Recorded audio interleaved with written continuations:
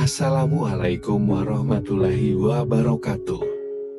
Sahabat kisah sejarah yang berbahagia. Baik sahabat siar dimanapun Anda berada, karena memang banyaknya pertanyaan kepada saya tentang sesosok Hasyim Bahadur, insya Allah tayangan ini mudah-mudahan bisa menjawab pertanyaan-pertanyaan sahabat-sahabat sekalian tentang sosok Hasyim Bahadur. Memang apa yang saya ceritakan tentang Hasyim Bahadur belum dikatakan sangat lengkap, tetapi sedikit banyaknya kita mungkin lebih mengenal sosok Hasyim Bahadur dan bagaimana beliau bisa menempati lokasi di ujung kulon. Mudah-mudahan tayangan ini sedikit banyaknya menjawab pertanyaan sahabat sekalian yang ingin tahu tentang Hasyim Bahadur.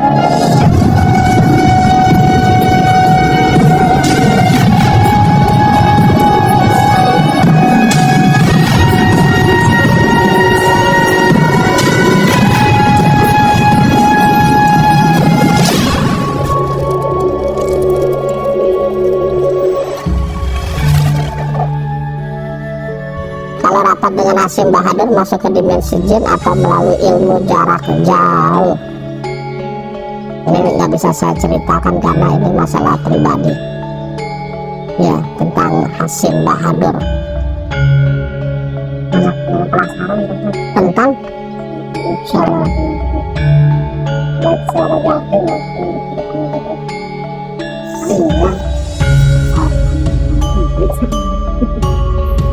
Hasyim Bahadur. Oke, ceritanya ya kayak sih bang, karena begini sih, cerita-cerita gaib begini itu Anda khawatir tuh menimbulkan fitnah gitu, bagi orang-orang yang memang nggak paham tentang cerita-cerita gaib, cerita-cerita yang bersumber dari alam gaib gitu.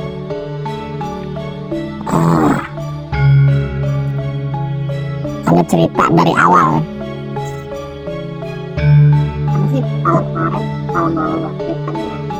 Masih ada. Nah, ya betul sih sebenarnya.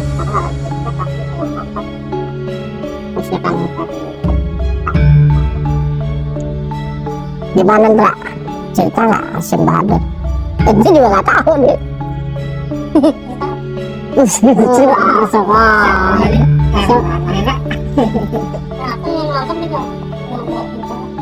Udah mulai pintar. Oke lah. Iya. Jadi Hasyim Bahadur itu merupakan salah satu utusan perwakilan kerajaan Laut Merah di tanah Jawa ini. Tugasnya itu sebenarnya simpel. Dari sejak penyebaran Islam di tanah Jawa yang diawali dari abad ke-9 itu, sebenarnya memang ini berkaitan dengan sejarah umat Islam, maksudnya Islam di tanah Jawa yang dibawa kaum muslim pensiar agama yang berasal dari India. Jadi awal-awal itu banyaknya dari India, tapi bukan Gujarat ya, dari India. Mereka pedagang dari keturunan tertentu lah gitu. Nah dalam fase itu sekitar abad, kalau nggak salah sih antara 10 dan 11, itu memang terjadi perluasan wilayah selatan yang dipimpin oleh Baruna, Sang Hyang Baruna. Dan Sang Hyang Baruna ini bukan berkaitan dengan agama tertentu, Dewa Baruna dan lain sebagainya. Dia menamakan diri seperti itu. Cuman yang setahu saya dan istilahnya pernah interaksi secara langsung, dia itu kelaminnya laki-laki, bukan perempuan. Kalau perempuan mungkin namanya Barunawati. Sang Hyang Barunawati.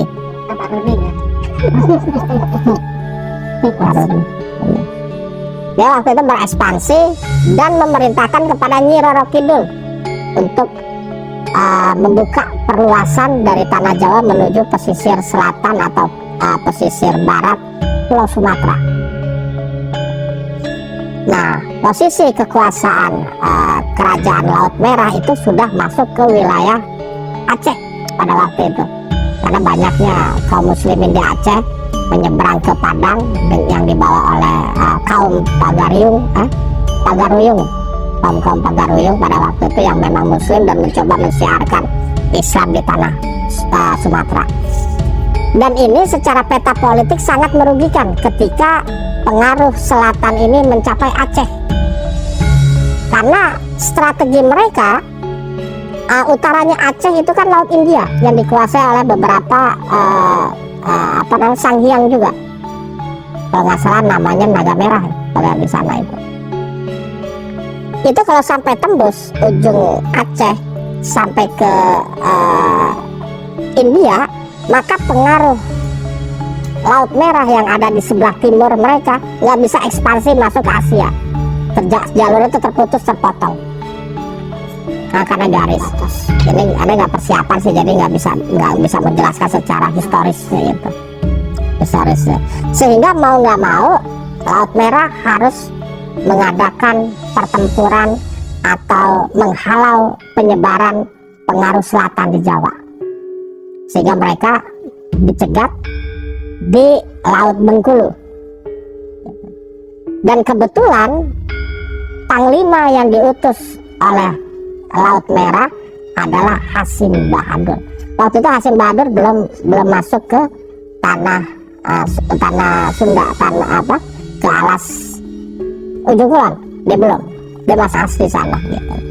Bertempurlah mereka, termasuk dengan Nyi Roro Cipenduk. Di saat itu ada satu kesempatan Hasim Bahadur itu bisa membunuh Nyi Roro Kidul, tetapi diselamatkan oleh Baruna, sehingga pasukannya mundur. Akhirnya untuk memata-matai pergerakan mereka, Hasim Bahadur ini mengutus salah satu anak muridnya, anak buahnya itu untuk menancapkan kaki di Gunung Krakatau. Awalnya itu bukan di Ujung Kulon, tapi di Krakatau, menancapkan bendera-bendera di sana. Selang 100 tahun, kalau nggak salah abad ke-11 atau abad ke-12, terjadi peperangan besar di Krakatau yang membuat kocar-kacir tentara Laut Merah, termasuk ditangkapnya penguasa Krakatau pada waktu itu. Tangkap, sehingga Hasim Bahadur mau nggak mau harus turun tangan. Terjadilah peperangan di Laut Selatan Sunda, tanah Sunda, sampai ke Pangandaran waktu itu penyerangannya. Masya Allah, serang terus, dan terdesak terus itu, Baruna terdesak terus, karena memang ini udah perang besar, sehingga dapat perintah dari Raja Laut Merah yang namanya Syekh Yusuf pada waktu itu untuk mundur, nggak usah serang sampai ke Jogja, karena kedatangan Laut Merah itu bukan untuk menguasai wilayah selatan, tetapi untuk sekedar memberikan satu tekanan. Jangan macam-macam dengan kita bisa menguasai selatannya Jawa, sehingga begitu mau masuk wilayah Cilacap kita mundur, pasukan Laut Merah, dan menancapkan kakinya. Hasim Bahadur langsung dapat tugas dari Syekh Yusuf untuk membuat sebuah kerajaan kecil yang namanya itu 1000 Masjid di Ujung Kulon sampai sekarang. Nah, yang jadi pertanyaan adalah dalam peperangan di selatan Sunda, waktu penyerangan di Krakatau, Raja Krakatau itu ditangkap, dan ada simbol-simbol Laut Merah itu disita, bukan disita, ditawan dan diambil oleh mereka, dan itu melalui proses pencarian yang sangat lama, sehingga Laut Merah mengetahui titik di mana Raja Krakatau itu ditangkap, dan juga perbendaharaan Laut Merah disembunyikan. Nah, pada waktu itu dalam rapat 42 gunung sepulau Jawa, pada waktu itu kita punya misi untuk menyelamatkan Raja Krakatau. Kalau namanya saya nggak bisa sebut, ya internal aja itu nanti, kecuali kita lagi mau liputan di Krakatau. Ada satu titik yang kita mencurigai, disitulah disembunyikannya. Jadi setelah kurang lebih 800 tahun baru ketahuan itu disembunyikannya di mana, di wilayah Sunda. Sehingga begitu dapat informasi dari Laut Merah tentang Laut Merah juga punya kepentingan karena untuk mengambil kembali perbendaharaan yang dicuri sama mereka, termasuk beberapa pusaka, beberapa bendera dan lain sebagainya.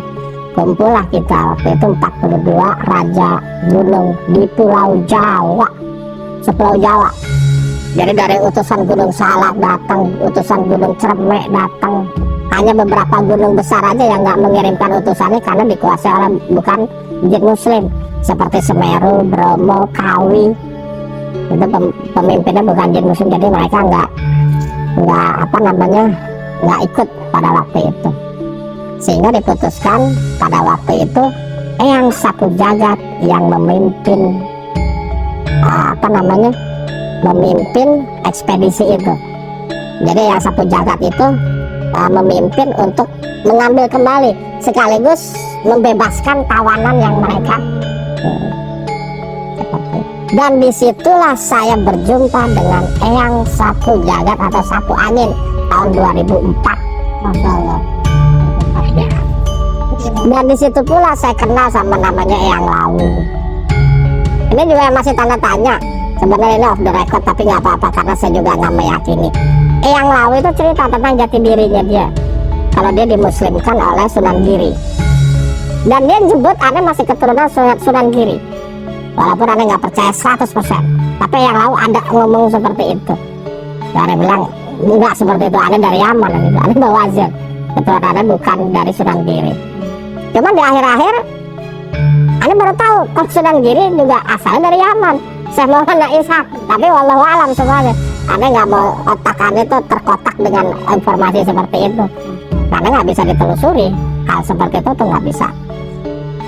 Dari jalur bapak dari ini.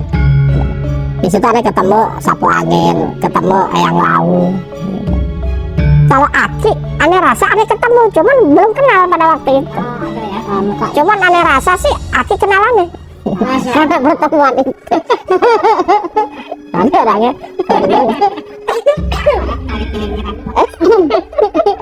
Cuman kan belum kenal namanya tahun 2004. Hah?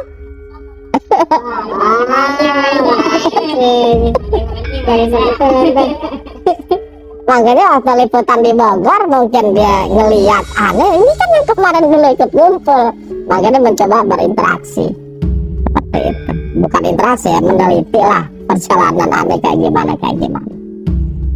Dan kebetulan Laut Merah itu nugasin aneh untuk ikut dalam ekspedisi itu. Dan alhamdulillah semuanya bisa kita rebut kembali. Jadi Hasim Bahadur sejak ratusan tahun yang lalu langsung megang di wilayah Ujung Kulon. Karena namanya itu sangat ditakuti di selatan. Kalau bukan perintah dari Syekh Yusuf, mungkin selatan Jogja udah dikuasai Laut Merah. Tempur maksudnya.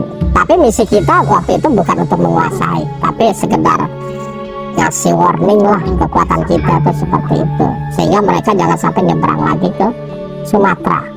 Karena dari peta politik itu memang sangat strategis kalau misalnya selatan Sumatera ini dikuasai sama mereka. Wah, itu strategis benar. Dari Laut Merah udah nggak akan bisa tembus ke wilayah Asia, terutama di Malaka, terutama di Aceh bagian timur, itu nggak bisa. Padahal dulu itu termasuk jalur kita itu masuk ke selat Selat Malaka. Itu termasuk base camp di Selat Malaka. Dan kita punya di Malaysia ini punya base camp juga yang namanya Negeri Sembilan. Itu base camp dari Laut Merah. Terus ada satu lagi lokasi di dekat Terengganu, di pantai timurnya Malaysia. Itu juga ada pos Laut Merah di situ. Ada pernah datang juga sekali ke sana. Karena apa di timurnya Malaysia itu penguasanya itu naga biru. Dan ya kita mencoba menyelamatkan wilayah pesisir Malaysia. Kalau di atasnya itu sudah terkena, itu wilayah Vietnam ini segala macam udah dikuasai sama mereka. Jadi makanya kulturnya itu seperti itu, susah untuk dirubah dari zaman dulu. Tapi Melayu ini alhamdulillah bisa tembus gitu dengan dukungan para wali pensiar agama di wilayah Asia ini. Seperti itu. Jadi pergerakan mereka manusia dalam penyebaran Islam pun diikuti pergerakan makhluk jin di alam mereka, untuk memberantas segala bentuk kedurhakaan lah, gitu, penyimpangan gitu. Karena memang eksistensi mereka dengan kita tuh hampir sama, sosialitanya tuh hampir sama. Mereka punya agama, mereka punya keyakinan, walaupun mereka lebih banyak yang ateis gitu. Tapi mereka bersama dengan kita, sama-sama makhluk Allah yang diberikan tugas untuk beribadah kepada Allah. Makanya mereka nanti akan mengalami yaumul hisab juga, sama kayak manusia. Mereka juga ada surganya, mereka ada nerakanya. Di ayat itu ada Allah menciptakan 2 surga, menciptakan 2 neraka. Dipisahin surga manusia sama surga jin. Nerakanya manusia dengan nerakanya jin. Ngapain ketemu reuni ini?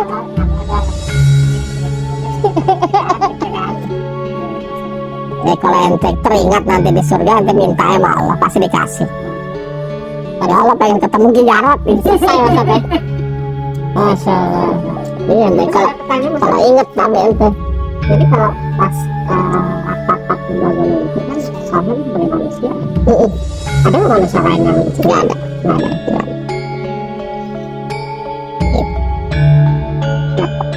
Masya Allah. Ada juga nggak tahu apa yang terjadi di nasab, cuman yang jelas seperti itu.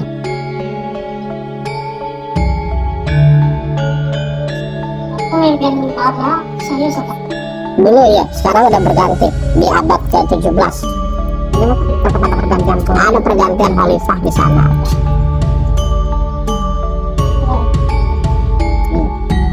Mereka pada pergantian khalifah.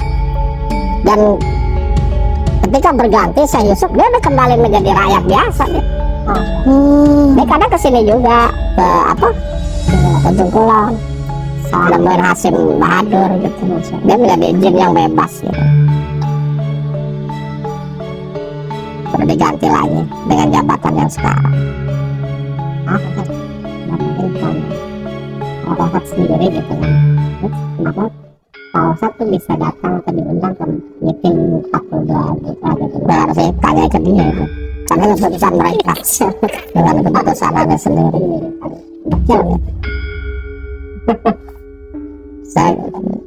Saya tanya panjang sih kalau itu ibaratnya berbicara sisi-sisi yang memang ada nggak boleh lontarkan. Yang pertama bisa membuka pintu peluang kesombongan buat diri aneh kalau ada cerita gitu. Bisa menjadi riak dan lain sebagainya, makanya itu nggak boleh ada buka, itu khusus buat pribadi aja. Jadi informasi ini memang informasi sebagai bentuk bukan pemberitahuan, cerita aja lah. Karena banyak hal-hal yang kita nggak ketahui karena keterbatasan ilmu kita. Terus, tapi bagi orang lain mungkin dia paham, tetapi khusus buat ilmu dia sendiri, buat pemahaman dia sendiri seperti itu.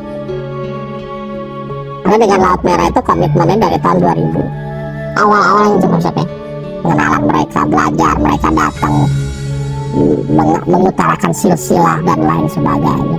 Cuman itu untuk konsumsi aneh pribadi, orang lain nggak ada yang tahu silsilah aneh bin-binnya sampai ke atas. Itu nggak pernah ada ngomong, karena itu buat konsumsi aneh pribadi. Karena bahaya kalau dicerita seturunan ini seturunan itu muncul, takutnya ujubnya aneh muncul, sombongnya muncul.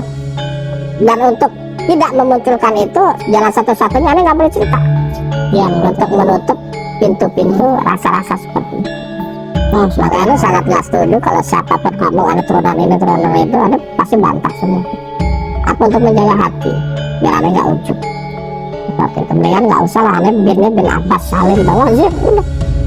Saya tinggal pasang ini udah jelas ya, ada dari kakak udah seperti itu.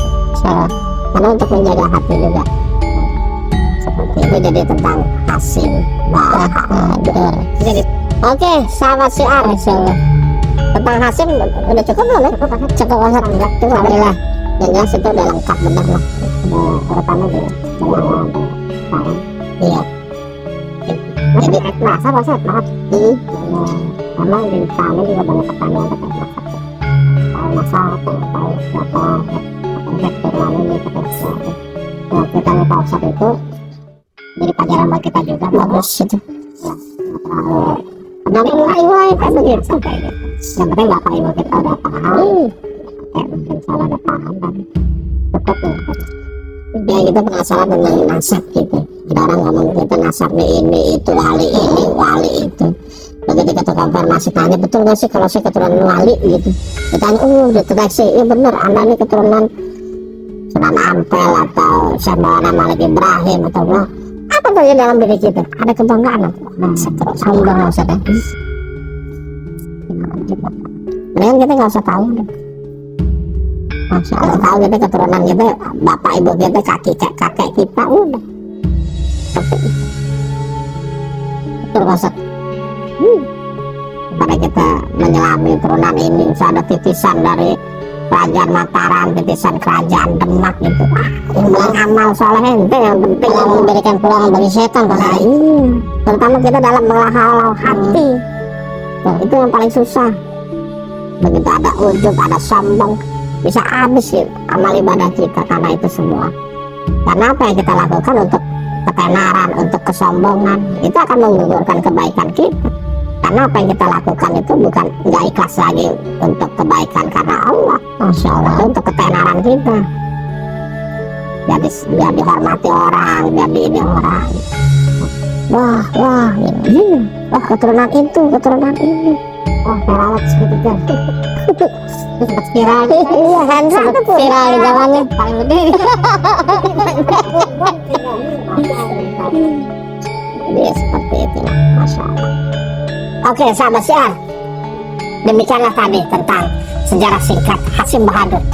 Ya, mudah-mudahan tercerahkan bagi sahabat siar yang memang masih penasaran dengan sosok Hasyim Bahadur. Insya Allah mudah-mudahan kalau memang berkenan nantinya saya akan menjelaskan secara rinci, lebih terinci lagi tentang sosok Hasyim Bahadur. Baik sahabat siar, mungkin itu saja. Insya Allah kita akan berjumpa di lain kesempatan.